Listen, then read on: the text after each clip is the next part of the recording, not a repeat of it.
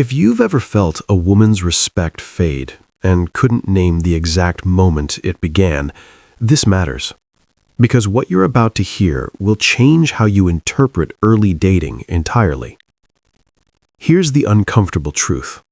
Women don't randomly start treating men poorly. That shift usually begins when a man doesn't set limits early enough to prevent it.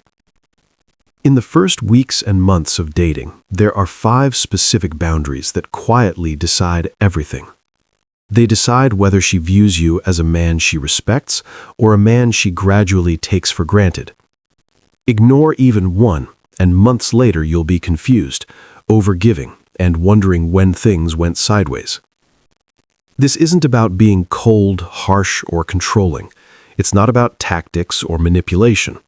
It's about recognizing the exact moments where men unknowingly give away their position, and learning how to stop doing that before attraction turns into quiet contempt. If you don't understand these boundaries early, you won't just lose her respect, you'll lose yourself trying to recover it. Most dating advice teaches men how to react after damage is done. This is about positioning yourself so the damage never happens. Not through tricks or lines, but through structure. Boundaries create structure, and structure determines who leads and who follows. If you're ready to stop guessing and start seeing clearly, subscribe now. Because once you understand how these dynamics actually form, you stop chasing outcomes and start protecting your position. And it starts with the first boundary most men completely miss. Boundary 1. Never reveal your financial world before it's earned. Men make a basic mistake here. They confuse openness with trust.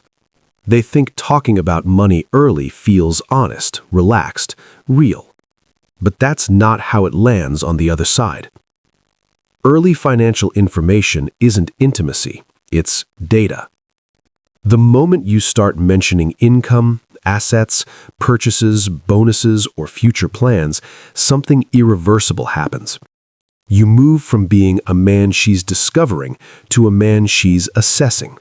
Not emotionally, practically. This is the provider evaluation, and it begins long before commitment exists. She hasn't chosen you, she hasn't invested, yet you're already demonstrating usefulness. Most men don't even notice it happening. A salary comment at dinner, a casual joke about a bonus, a mention of savings or plans. You think it's harmless, but in her mind, a quiet calculation starts. Stability, capacity, access. From that point on, attraction stops being felt and starts being measured. Here's the hard truth. Once a woman starts evaluating your finances, she stops feeling you. Curiosity turns into analysis. Tension turns into assessment.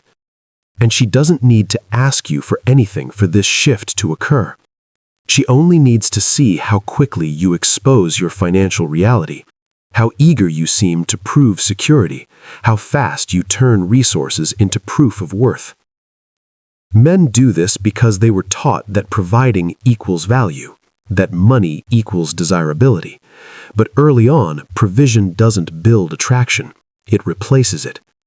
You stop being the man she wants and become the man she's reviewing for utility. That's why this boundary matters so early, because once that frame changes, you can't reverse it. You can't talk mystery back into existence. You can't charm your way out of a category. The moment you step in too early to solve financial stress, something shifts permanently. You don't become a partner, you become support. That's the downgrade most men never see coming. When you say, "I've got it," before commitment exists, you take on responsibility without authority.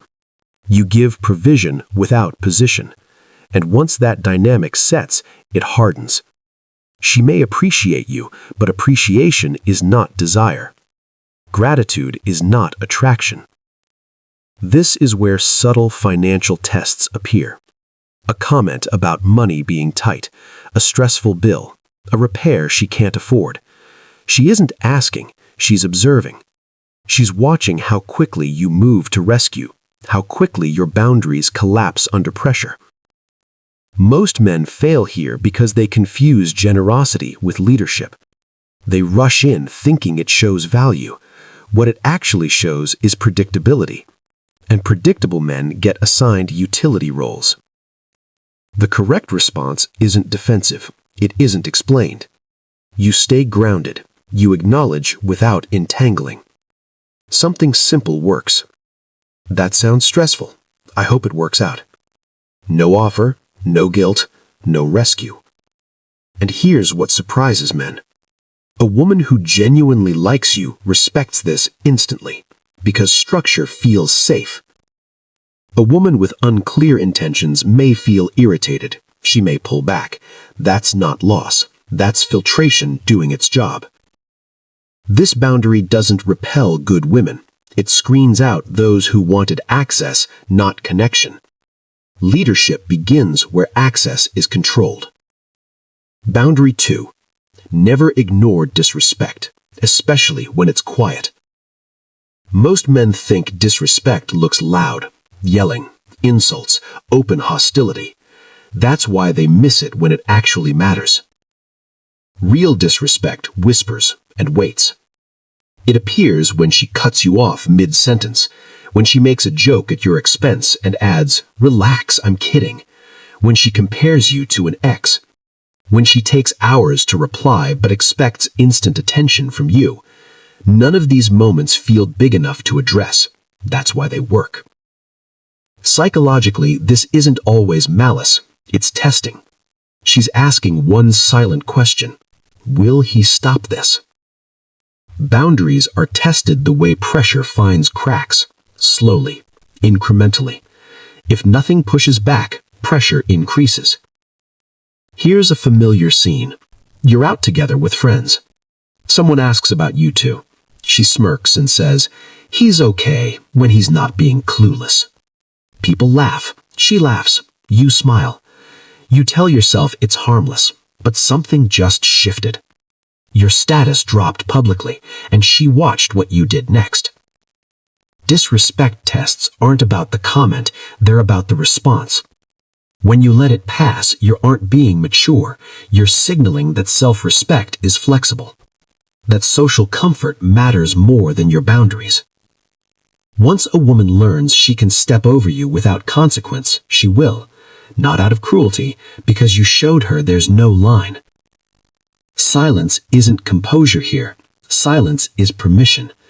Men tell themselves staying calm looks composed.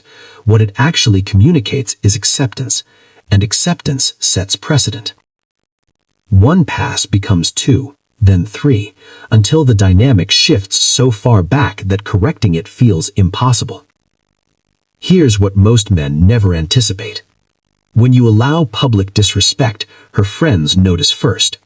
They don't see patience, they see a man who won't protect himself. Their perception shifts, then hers follows. Because if you tolerate being diminished publicly, you'll tolerate it privately. Effort drops, tone changes, attraction erodes. Not suddenly, permanently. High-value men don't react with anger or sarcasm. They don't embarrass her back. They don't create drama. They respond immediately, calmly, and directly. One sentence is enough. Don't speak to me like that. No edge, no lecture. That resets the frame. It signals self-respect to everyone present. This isn't about controlling her behavior, it's about enforcing your standard. Respect isn't earned through patience, it isn't preserved through silence. Respect is enforced. Boundary 3. Never make your time endlessly available. This is where many men sabotage attraction before it has a chance to grow. They believe availability proves interest, that instant yes equals enthusiasm, that rearranging life shows investment. From her perspective, it looks very different. When a man is always available, it doesn't signal desire. It signals a lack of structure. Women don't evaluate men in isolation. They evaluate the life surrounding him. Here's the pattern. You meet someone you're excited about. Chemistry feels real. Momentum builds. And out of fear of losing it, you start reshaping your life. Plans get canceled. Commitments get moved. Your schedule becomes reactive. Not because you're careless, because you're afraid. That fear is felt. Psychologically, she isn't just asking if you like her. She's asking if your life can hold her without collapsing. When your time becomes unlimited, she doesn't feel chosen. She feels prioritized at the expense of everything else, and that lowers attraction. Men think scarcity pushes women away. In reality, the absence of structure does. A man who drops everything doesn't look devoted. He looks unanchored. This boundary isn't about pretending to be busy. It's about protecting your foundation. Because when your time loses value, so do you. A man who treats time like currency is in demand, not because he withholds, because his life already has direction. When you protect your schedule, her perception shifts. You stop being summonable. You become intentional. Time creates anticipation when it isn't on demand. Men fear that saying no kills momentum. It doesn't. It sharpens it. Self-control signals maturity. Here's what it looks like. She texts late, wanting to see you spontaneously. You have an early morning. Plans already exist. The low-value move is dropping everything to prove interest. The grounded move is simple. Can't tonight. Let's plan for the weekend. Calm, no explanation spiral. You acknowledge without abandoning yourself. That does two things. It shows your time matters, and it makes the time you do give feel intentional. Being busy isn't attractive. Purpose is. When your time is protected, attraction has room to grow. When it's unlimited, attraction suffocates. Boundary 4. Never become her emotional caretaker before commitment. This trap is dangerous because it feels like connection. She opens up fast, talks about exes, trauma, chaos, how no one ever understood her. She cries, says she feels safe with you. You think it means something, but emotional dumping isn't intimacy. It's recruitment. She's testing how much emotional weight you'll carry before she invests. Most men volunteer immediately. You listen endlessly, reassure, stay up late calming storms, offer advice. You become steady, safe, reliable. And quietly, the frame changes. You stop being desired. You become stabilizing. Men confuse emotional access with bonding. They think trust equals attraction. But trust without investment creates utility. She leans on you, then gives excitement elsewhere. Not because you failed, because you stepped into the therapist role. Polarity dies the moment you become her container too early. Mystery fades. Tension dissolves. This isn't about being cold, it's about pacing. Emotional intimacy is currency. Given freely, it loses value. You can listen without carrying, care without collapsing. Empathy isn't the problem, overextension is. When you absorb her pain before commitment, you reverse bonding. Women bond to men they invest in, not men who carry them.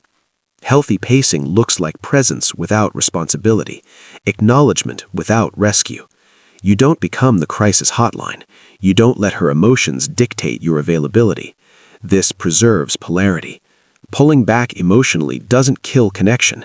It invites reciprocity. Attraction deepens when she shows up too. Boundary 5.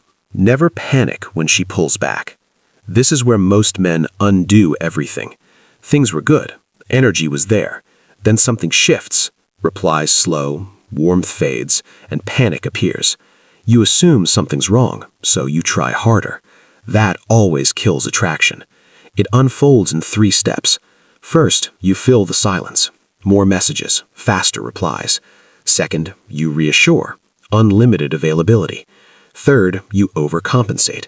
More plans, more compliments. Effort increases as hers drops. That flips the power dynamic. She holds the frame. You chase. Attraction suffocates. A woman can't miss what's always trying to close the gap. Distance isn't always a test. Sometimes it's clarity. Sometimes it's life. but panic guarantees loss. Attraction doesn't return through effort, it returns through space. When you stop rewarding withdrawal, one of two things happens. If interest is real, balance restores. Her effort rises. If not, truth surfaces. You didn't lose her, you stopped losing yourself. Never reward distance with effort. Absence restores polarity. It returns control. This isn't manipulation, it's clarity. These 5 boundaries aren't tricks, they're a system. They exist to protect you from disappearing while trying to be chosen. They don't make you harder to love. They make love possible without self-betrayal. And the truth to remember is simple. You don't gain power by demanding more from women. You gain power by requiring more from yourself.